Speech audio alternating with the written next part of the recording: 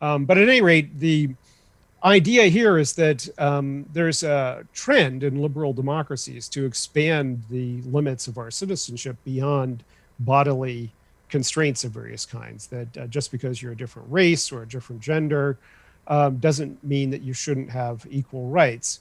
And if you extend that logic, then you would say, well, just because you're an alien or just because you're a robot shouldn't mean that you necessarily not have rights.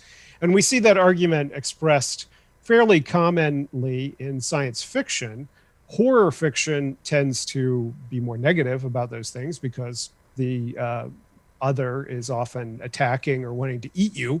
Fantasy is more complicated because fantasy fiction often relies on good species and bad species, the species that are addicted to evil versus the ones that are good. But in a narrative like The Lord of the Rings, the elves are good and the orcs are bad.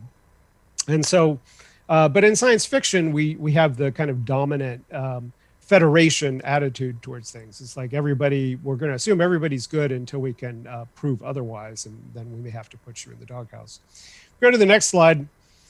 This is the study I referred to that I did back in the 90s, Aliens, Technology, and Freedom, showing that the more science fiction people consumed, the more likely they were to want to protect different kinds of animals from lethal medical experimentation. And so, and that not only that they were more likely to protect animals, but that their curve of intuition about which animals should be protected, running here from fish to dolphins, became steeper as you got smarter. So in other words, the less science fiction people consume, they still had the same general moral intuition that dolphins are probably more morally significant than fish, but that if you consume science fiction, you really started to make that distinction between things that could think and things that couldn't.